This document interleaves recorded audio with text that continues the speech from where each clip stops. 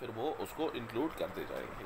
अच्छा बच्चे, अब बात यह है ना कि geographical and defence problem, Pakistan को अगर आप देखें ज्योग्राफिकली ये थोड़े से डेंजरस एरियाज में शामिल है। ठीक है, दो साइड से पाकिस्तान को सैंडविच किया जा सकता था। मसाइल जो हमारे थे उससे दो साइड से हमें सैंडविच किया जा सकता था। मसलन अब एक जगह जो बड़ी इंपॉर्टेंट है वो ये है कि अफगानिस्तान, ठीक है, इंडिया की तरफ हम बाद में आते हैं, पहले अफगानिस्तान को अगर देखें, अफगानिस्तान जो है उसका ये दावा था कि पाकिस्तान का कुछ एरिया ये मेरा है, लिहाजा मैं इसके पाकिस्तान को या उसके वजूद को नहीं मानता। ठीक है, और काफ़ी टाइम तक वो नहीं मान रहा था। वो डेवरेंट लाइन का जो मुआहदा हुआ था उसके तहत वो इस बात का दावेदार था कि अभी भी जो एरिया है वो मुझे वापस मिलना चाहिए। हालांकि वो मुआहदा उसने किया था बरतानिया के साथ। उसके बाद यहाँ पर काफ़ी कुछ चेंज हो चुका था। वो उसने जब किया था तो ये इलाके ग़ुलाम थे। अब इन इलाकों में नई टेक्नोलॉजी आ गई थी, अब इन इलाकों में नए लोग आ गए थे, अब इन इलाकों में नए मुल्क बन गए थे, यानी मुल्क नए बन गए थे, जिसके बाद वो मुआहदे जो किसी ज़माने में कुछ बाइंडिंग थे, अब वो जिनके साथ थे वो लोगों, उन लोगों से तो खुद यहाँ के लोगों ने आज़ादी हासिल की। ठीक है, लिहाजा इस वजह से अफगानिस्तान पाकिस्तान को नहीं मान रहा था और यूएन के वोटिंग में सबसे लास्ट वोट भी अफगानिस्तान को, पाकिस्तान को अफगानिस्तान ने दिया था। ठीक है, और शुरू दिन से उसने ये तासुर देने की कोशिश की थी, ये स्ट्रगल देने की कोशिश की थी। शुरू दिन से उन्होंने ये, जिसे आप कह सकते हैं कि एफर्ट्स देने की कोशिश की थी। ठीक है, कि पाकिस्तान के वजूद को हम नहीं मान रहे।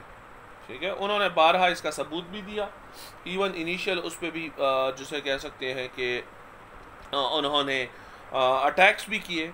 एक तो ये हमें जोग्राफिकल प्रॉब्लम थी। नंबर सेकंड जो हमें प्रॉब्लम थी जिनसे हमने आज़ादी हासिल की थी, इंडिया ने ये आज़ादी किसी खुशी के तहत नहीं दी थी। उसको इस बात का पता था, वो ये बात जान उस बात का उसको शायद यकीन था, जिसको गलत साबित किया गया, कि 10 साल बाद हो, 15 साल बाद हो, पाकिस्तान ने वापस आ जाना है। ठीक है, it will not take more than 2 decades that Pakistan will not be able to maintain itself. लिहाजा वो वापस आ जाएगा, वापस आके उसने हमारे साथ दोबारा शमूलियत इख्तियार करनी है।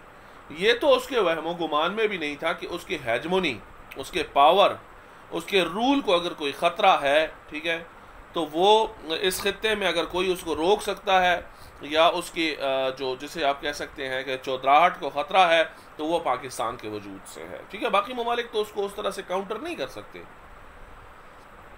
अब बच्चे क्या हुआ कि इन्होंने मजीद पाकिस्तान को वहाँ से भी ख़तरा था। नंबर सेकंड, वो जो मतलब मुसलसल इंडिया के साथ हम बॉर्डर शेयर करते हैं, कोई 1600+ किलोमीटर का, ठीक है, जिसकी वजह से इंडिया जो है वो, और हमसे बड़ा मुल्क भी है। आप खुद अंदाज़ा लगाएं, हमारे डिफेंस का बजट जो है ना वो $11 बिलियन है। ठीक है, यानी अभी 1400 अरब रुपए है। ठीक है, उनका $68 बिलियन यानी 6800 अरब रुपए है। तो हमारा जितना टोटल बजट है ना, उतना उनका सिर्फ डिफेंस का बजट है। ठीक है, जितना हमारा टोटल बजट है, हेल्थ, एजुकेशन, कर्जों के साथ मिला के जो पैसे उसमें, उतना उनका है। लिहाजा वो बड़ा मुल्क है और हमें ज़रा थ्रेटन कर सकता है, और कर भी रहा है।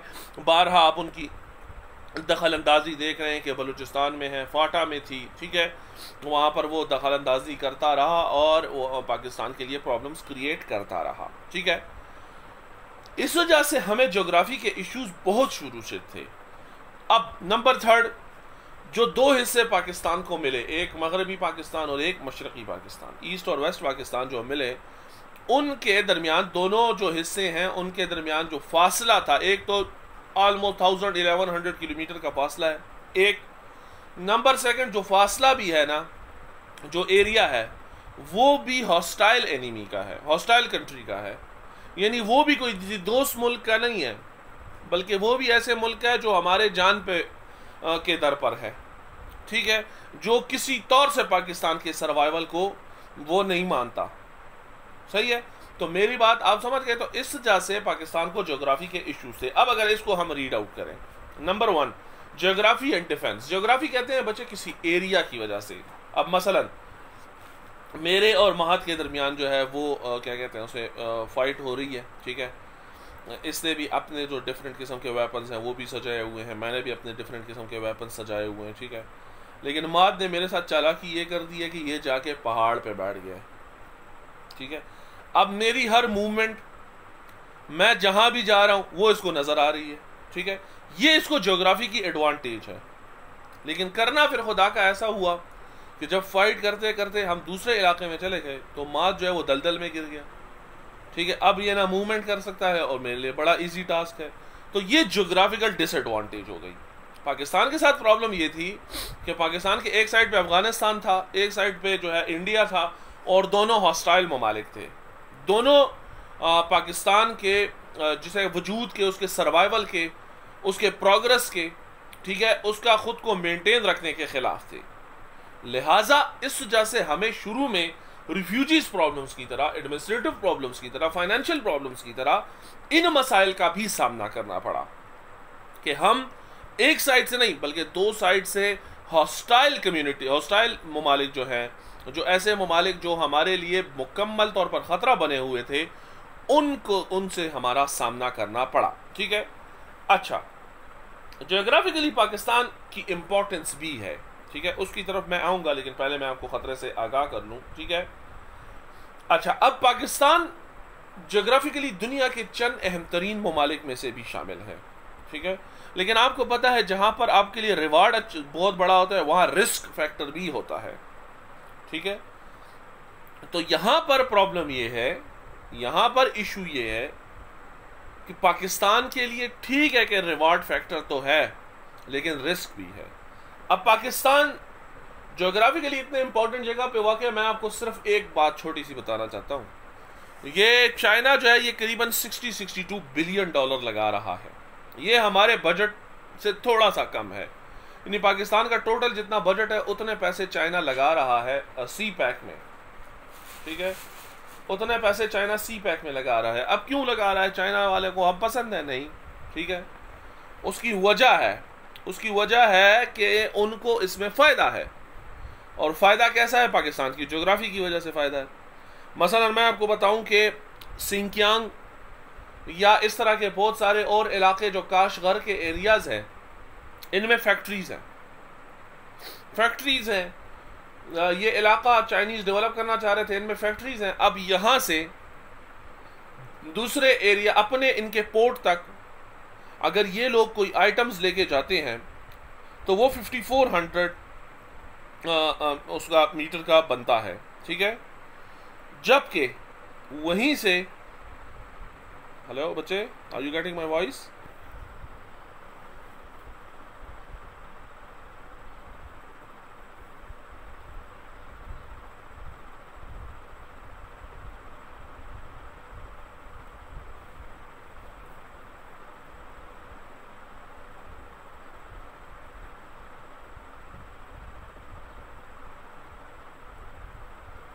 हेलो बच्चे, are you getting my voice? आवाज आ रही है मेरी? माद आवाज आ रही है बच्चे? ओके, माद आवाज आ रही है? अच्छा ओके बच्चे, ठीक है बच्चे। शकीर आवाज आ रही है? ओके बेटा। अब प्रॉब्लम ये है, इशू ये है, ठीक है। ओके, इसको भी अब प्रॉब्लम ये था, इशू ये था, जो उनके अपने प्रोडक्ट्स जब अपने एक पोर्ट्स तक लेके जाते हैं तो वो 5400 किलोमीटर का एरिया बनता है, ठीक है। जबकि वही प्रोडक्ट्स जब वो पाकिस्तान के एरिया गवादर तक लेके आते हैं तो 1400 किलोमीटर का एरिया बनता है। ऑलमोस्ट 4 टाइम्स इनको उस पर खर्चा लेस आता है। जब उस पर खर्चा लेस आएगा, ठीक है, जब उस पर कम खर्चा आएगा तो उसको फ़ायदा होगा। तो इस वजह से पाकिस्तान की स्ट्रेटेजिकल अहमियत है, ठीक है। एक साइड पर पाकिस्तान चाइना के साथ दुनिया में 8 न्यूक्लियर पावर्स हैं। पाकिस्तान 2 के साथ डायरेक्टली उसके बॉर्डर्स रखते हैं, एक खुद है और एक उसके साथ स्टेप बॉर्डर पर है रशिया। 50% न्यूक्लियर पावर्स तो यहाँ हो गए, ठीक है, जो दुनिया को तबाह करने की सलाहियत रखते हैं। एक वजह ये भी है। फिर चाइना बहुत बड़ी तिजारत के तौर पर आगे बढ़ रहा है, ठीक है, तिजारती पावर, ट्रेड पावर जिसे कहते हैं, या इकोनॉमिक पावर के तौर पर आगे आ रहा है, और वो पाकिस्तान का इस्तेमाल करके अरब कंट्रीज के साथ कनेक्ट हो सकता है, ठीक है। फिर पाकिस्तान इंडिया, जो कि, और पाकिस्तान और इंडिया की अगर आप पॉपुलेशन देखें तो ये ऑलमोस्ट बन जाती है कोई 2.8 बिलियन या 2.7 बिलियन, ठीक है। इस वजह से भी आप देखें कि दुनिया की आबादी 8 बिलियन में से 2.7 बिलियन लोग यहाँ पर हैं। दैट इज़ आल्सो कि इसमें बहुत बड़ी मार्केट है। और फिर पाकिस्तान अफ़गानिस्तान और ईरान के साथ भी बॉर्डर टच करता है। अफ़गानिस्तान दुनिया के सबसे नोटोरियस मुल्क है, जहाँ कोई मसला हो उसमें अफ़गानिस्तान की इन्वॉल्वमेंट कहीं ना कहीं से होती है, ठीक है। ईरान के साथ अमेरिका के प्रॉब्लम्स हैं, लिहाजा अमेरिका के ईरान के साथ प्रॉब्लम्स हैं, तो वो ये चाहता है कि ईरान के हमसाया ममालिक के साथ उसके ताल्लुकात बेहतर रहें, और वो पाकिस्तान है, ठीक है। तो इस तरह से बहुत से ऐसे स्टेप्स हैं, बहुत से ऐसे जिसे आप कह सकते हैं कि एस्पेक्ट्स हैं, बहुत से ऐसे एरियाज़ हैं जिसमें पाकिस्तान एक बेहतरीन ताकत का किरदार अदा कर भी रहा है और जोग्राफिकली मजबूत भी है। लेकिन उसके साथ हमारे लिए प्रॉब्लम भी है। अब अफ़गानिस्तान पूरी दुनिया के लिए अहमियत वाला मुल्क है, हम उसके हमसाया होने के नाते हमें अहमियत हासिल है, नो डाउट अबाउट दैट। लेकिन ये भी है कि अफ़गानिस्तान की वजह से हमारे यहाँ काफ़ी मसाइल भी हैं, जैसे क्लाशनकोव कल्चर है, जैसे एडिक्शन है, जितने नशे वगैरह की प्रॉब्लम्स हैं, वो अफ़गानिस्तान की मरहून मिन्नत है। मेरी आप बात समझ गए ना? सो दिस इज़ इम्पॉर्टेंट कि आप लोग अंडरस्टैंड करें कि जहाँ पर आपके लिए रिवार्ड हो वहाँ पर रिस्क भी होगा, ठीक है। पाकिस्तान की जोग्राफी जो है वो शुरू में पाकिस्तान को इंडिया और अफ़गानिस्तान जैसे हॉस्टाइल कंट्रीज़ का सामना था, ठीक है, अब भी है। प्लस यहाँ पर पाकिस्तान का बॉर्डर शेयर करना बहुत सारे ऐसे ममालिक के साथ भी प्रॉब्लमैटिक है, हमारे लिए मसाइल बन सकते हैं, ठीक है। लेकिन एक बात यह है कि यहाँ पर बच्चे, मैंने आप लोगों को बताया था कार्स, कौन बता सकता है कार्स किसको कहते हैं? बताओ बच्चे। इब्राहिम,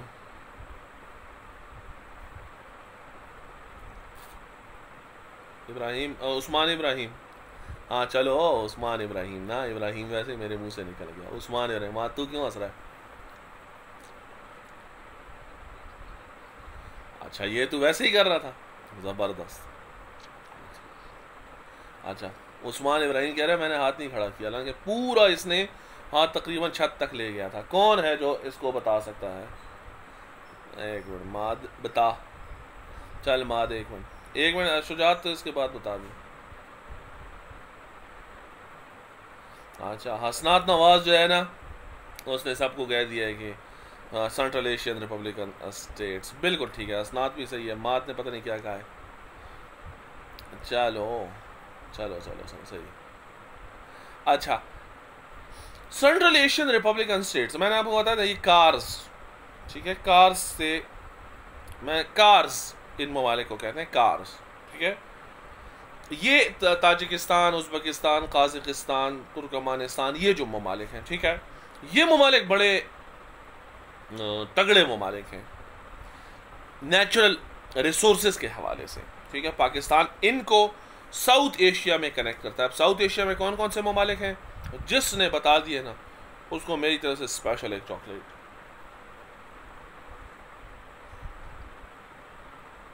शाबाश, बताओ, चलो बताओ, मात बताओ। साउथ एशिया में कौन कौन से ममालिक शामिल हैं?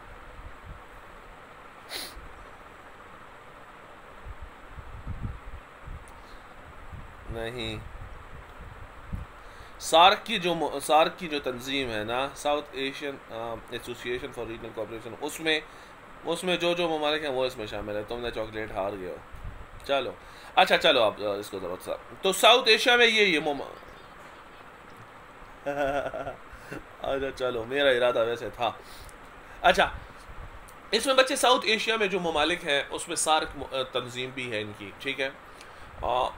ये साउथ एशिया के जो ममालिक हैं इसको, और जैसे कह सकते हैं कि सेंट्रल एशिया को लिंक करने वाला पाकिस्तान है, ठीक है।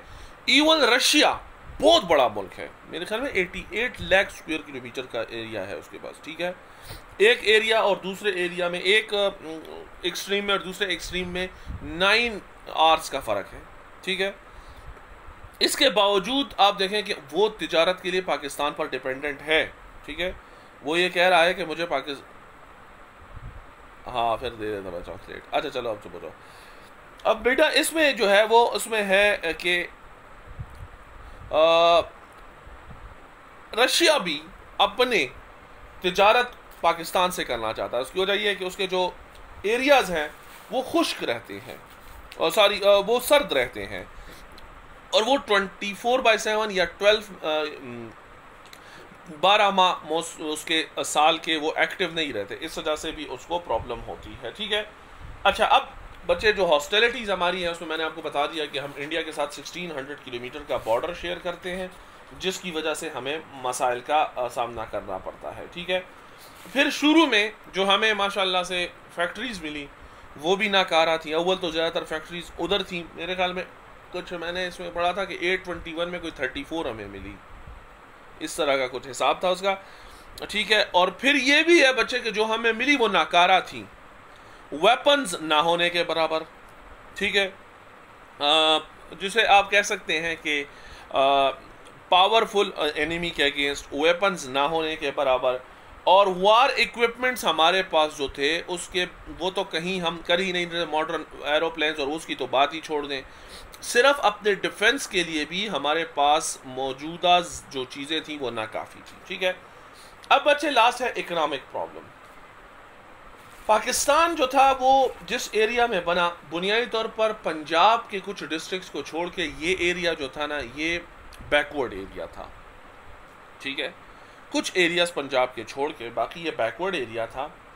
इकोनॉमिक स्टेबिलिटी नहीं थी लोगों के पास, बहुत बड़ी पॉपुलेशन का बहुत बड़ा रेशो जो थी वो नोमैडिक लाइफ गुजार रहे थे या कबाइल थे, ठीक है। There was no concept of development and education, literacy rate भी बहुत डाउन था, कारोबार भी ना होने के बराबर था, फैक्ट्रीज भी बंद थी, और भी बहुत सारे ऐसे मसाइल थे, ठीक है। अब पाकिस्तान के फिर यहाँ पर एग्रीकल्चर भी ना होने के बराबर थी। अब एग्रीकल्चर ऐसी चीज़ है जिसके बाद, एग्रीकल्चर के बाद ही आप अपने लिए फूड स्टेबिलिटी हासिल कर सकते हैं, ठीक है।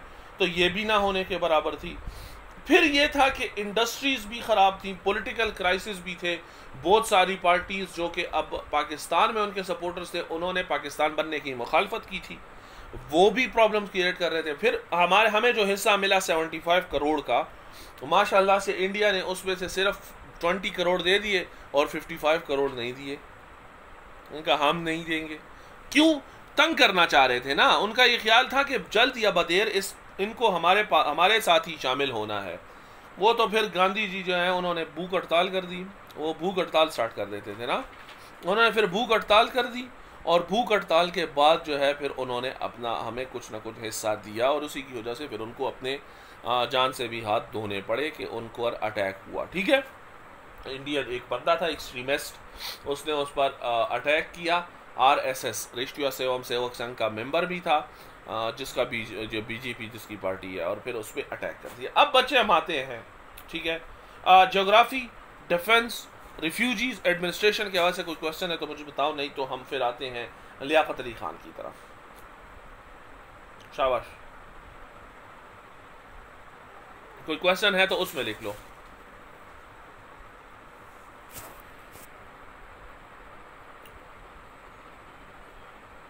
अगर उसमें है तो लिख लो, शाबाश। है कोई question? Should I proceed? Okay. मुझे लियाकत अली खान और क़ायद-ए-आज़म रहमतुल्लाह अलैह, बच्चे लियाकत अली खान मुल्क के पहले वज़ीर आज़म थे, और इन्होंने बहुत बड़ी अपनी जायदाद भोपाल में छोड़ी पाकिस्तान आउट करने के लिए, ठीक है। नवाबज़ादा थे, नवाब के बेटे थे, हाईली क्वालिफाइड थे, लेकिन इन्होंने अपनी सब कुछ वहाँ छोड़ के पाकिस्तान के लिए आउट किया। हालांकि जितने बड़े ये पॉलिटिशियन थे तो ये उधर भी उतने ही बड़े पॉलिटिशियन रहते, ठीक है। लेकिन इन्होंने सब कुछ छोड़ के पाकिस्तान के लिए ऑप्ट किया। पाकिस्तान के फर्स्ट प्राइम मिनिस्टर के तौर पर आए और फिर बहुत जल्द शहीद कर दिए गए, ठीक है। लियाकत बाग रावलपिंडी जो अब इनके नाम पर है, यहाँ पर इनको गोलियां मारी गई। इसी सेम मुकाम पर बेनज़ीर भुट्टो को भी जो है उसको भी शहीद किया गया, उन पर अटैक हुआ, ठीक है, और कत्ल किया गया। अब कायद-ए-आज़म का जो रोल था वो, ठीक है, बहुत बेहतरीन था, लेकिन अनफॉर्चुनेटली अब वो एक बेहतरीन एडमिनिस्ट्रेटर थे। इवन कि उन्होंने अपनी सेहत, गिरती हुई सेहत और बीमारी की भी परवाह नहीं की और पाकिस्तान के लिए दिन रात काम किया, ठीक है। बट द प्रॉब्लम इज, और हमारे it was quite unfortunate for us कि he didn't survive for last, ठीक है, और he didn't survive for long. हम एक ऐसे लीडर से जिस पे तमाम पाकिस्तान का इत्तेफाक था, जिसको तमाम लोग जो थे वो अपना लीडर मानते थे, जिनकी लीडरशिप में हमने ये मुल्क हासिल किया था, और लोग ये कह रहे थे कि under his perpetual guidelines, under the sincere leadership of him, we will be able to pull ourselves from the quagmire. हम मसाइल के इस दलदल से खुद को बहुत जल्दी निकाल लेंगे, ठीक है। जो उनके पास विजन था, जो सिंसेरिटी थी, और प्लस जो लोगों को उन पे ट्रस्ट था कि लोग मानते थे उनकी बात, लोग ये कहते थे, मानते थे उनकी बात, ठीक है। लेकिन अनफॉर्चुनेटली हमारे लिए, जिसे आप कह सकते हैं कि ये क्वाइट अनफॉर्चुनेट था कि हम ज़्यादा सर्वाइव उनके ज़ेर सरपरस्ती, उनकी लीडरशिप को हम ज़्यादा इंजॉय ना कर सके, एंड वी लॉस्ट हिम, ठीक है। हमने उनको खो दिया। अब ये टेस्टिंग टाइम्स थे। फिर लियाकत अली खान की सूरत में, चलो हमने कहा कि फर्स्ट हैंड लीडरशिप अवेलेबल है, वो शायद इन मामलात को stability they they, but he was also killed, ठीक है। उनको भी मार्टर्ड, उनको भी शहादत का वो दे दिया, ठीक है, उनको भी शहीद कर दिया। मुल्क को 1 साल और 25 दिनों के लिए सर्व करने में कायद-ए-आज़म मोहम्मद अली जिन्ना ने अपनी मौत 11 सितंबर 1948 से पहले इस मुल्क की कुछ खिदमत की, और जितनी उनकी हेल्थ कंडीशंस थी उसको बिल्कुल खातिर में ना लाते हुए उन्होंने मैक्सिमम एफर्ट्स डायरेक्ट की, ठीक है, मैक्सिमम एफर्ट्स डायरेक्ट की। और अगर कुछ आप उसे कह सकते हैं कि उन्होंने उसूल कुछ ऐसे दिए, कुछ ऐसे प्रिंसिपल गाइडलाइंस प्रोवाइड किए कि अगर उन पर भी अमल कर दिया जाता, अगर उनको भी एक्सेप्ट कर दिया जाता, ठीक है, तो भी पाकिस्तान कभी भी डाउन ना होता, ठीक है। वो उसूल क्या थे और वो जो वर्क्स उन्होंने किए अपने इस कलील मुद्दत में, in a short span of time, उन्होंने जो वर्क्स किए, जो कुछ अचीव करना चाहा, although he didn't make a miniature of what he used to or probably what were his dreams, but still उन्होंने इस मुल्क को एक तरक्की के रास्ते पर कुछ न कुछ हद तक गामजन कर दिया, यानी he shows us the way, the path, ठीक है, कि आपने किस तरह आगे बढ़ना है। तभी कहते हैं कि लीडरशिप की क्वालिटीज़ में कायद-ए-आज़म बहुत हाई क्वालिटीज़ पे थे। इसी वजह से कहते हैं a leader is a person who knows the way, shows the way and goes the way, ठीक है।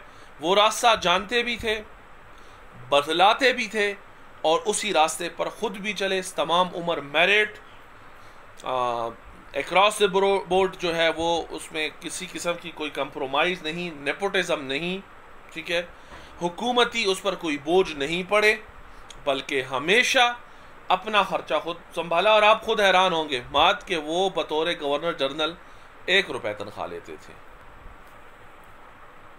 जस्ट 1 रुपीज़, ठीक है। और जब भी उनके 1 रुपीज़, और जब भी उनके मेहमान आते थे तो वो उनको कहते थे उनका खर्चा सारा खुद बर्दाश्त करते थे, ठीक है। अब इनकी जो कंट्रीब्यूशन थी उसमें कौन सी थी? नंबर फर्स्ट, रिफ्यूजीज के रिहेबिलिटेशन के लिए। रिहेबिलिटेशन का मतलब है आबादकारी, दोबारा आबाद करना। मसलन एक जगह कोई सैलाब आ गया, लोग वहां से आ गए, दोबारा उन लोगों को लेके जाना, वहां उनके जो तबाहशुदा घर हैं, सड़कें हैं और जो बहुत सारे नुकसान पहुंचा है उसको रिहेबिलिटेट करना, दोबारा आबादकारी, ठीक है। रिफ्यूजीज बचे महाजिरीन को कहते हैं। अब मैं आपको थोड़ा सा इधर एक बात बताना चाहता हूं। जब अगर कोई आफत आती है, जैसे स्वात में ऑपरेशन हुआ तो बहुत सारे लोग स्वात से निकल के इधर एबटाबाद आ गए, मर्दान आ गए, पिशावर आ गए, ठीक है, कोई कहां चला गया। ये जो एरिया, ये जो लोग थे, ये अपने मुल्क में किसी मसले की वजह से गए थे, लिहाजा दे वर नॉट रिफ्यूजीज। इनको आप आईडीपीज कह सकते हैं, इंटरनली डिस्प्लेस्ड पर्संस, ठीक है। अगर इंटरनेशनल बॉर्डर क्रॉस हो गया किसी भी मसले की वजह से, वो ख्वा ह्यूमन मेड है या नेचुरल है, ख्वा कोई सैलाब है, ख्वा कोई आप कह सकते हैं कोई दहशतगर्दी है, अगर बॉर्डर क्रॉस हो गया तो वो रिफ्यूजीज हो जाते हैं। जैसे सीरिया, शाम के बहुत सारे रिफ्यूजीज हैं, जैसे अफगानिस्तान के बहुत सारे रिफ्यूजीज आजकल पाकिस्तान में हैं, ठीक है। ये जो लोग हैं ये रिफ्यूजीज हैं, मेरी आप बात समझिए। जब इंटरनेशनल बॉर्डर क्रॉस हो गया, जब एक मुल्क से दूसरे मुल्क में कोई चला गया तो वो रिफ्यूजी है, जबकि अपने मुल्क के अंदर हो तो वो टेम्पररी डिसलोकेटेड पर्सन है या आईडीपीज, इंटरनली डिस्प्लेस्ड पर्सन है, ठीक है। अब बच्चे 65 लाख लोग आए थे, इन लोगों के पास न खाने को कुछ था, न करने को कोई जॉब थी।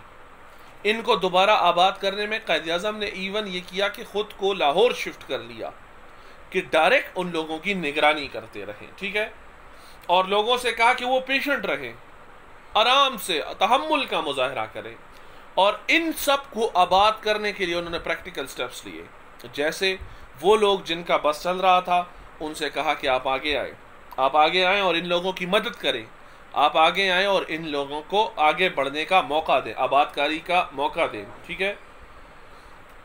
चूंकि डिफेंस हमारे लिए प्रॉब्लम थी, हमारे पास आसपास ऐसे ममालिक थे जो हमारे जान के दुश्मन थे, लिहाजा उन लोगों के अगेंस्ट फाइट करने के लिए कायद-ए-आज़म ने जो हमारा पहला बजट था उसमें डिफेंस के लिए बहुत बड़ी अमाउंट रखी कि कोई ऐसा ना हो जो हमें जिसे कह सकते हैं आप इश्यूज बनाकर, ठीक है, हम पर अटैक करें या हम पर काबिज हो सके। बच्चे फर्स्ट, सेकंड, थर्ड इसके शॉर्ट क्वेश्चंस मैं आज भेज दूंगा, ठीक है, यूट्यूब पे अपलोड भी कर दूंगा, तो आप लोगों ने वहां से फिर देख लेने हैं, ठीक है। फर्स्ट, सेकंड, थर्ड, कौन से? फर्स्ट, सेकंड, थर्ड, ये आप लोगों ने वहां से देख लेने हैं, ठीक है बच्चे। कोई क्वेश्चन है तो पूछ लें जल्दी से, शाबाश।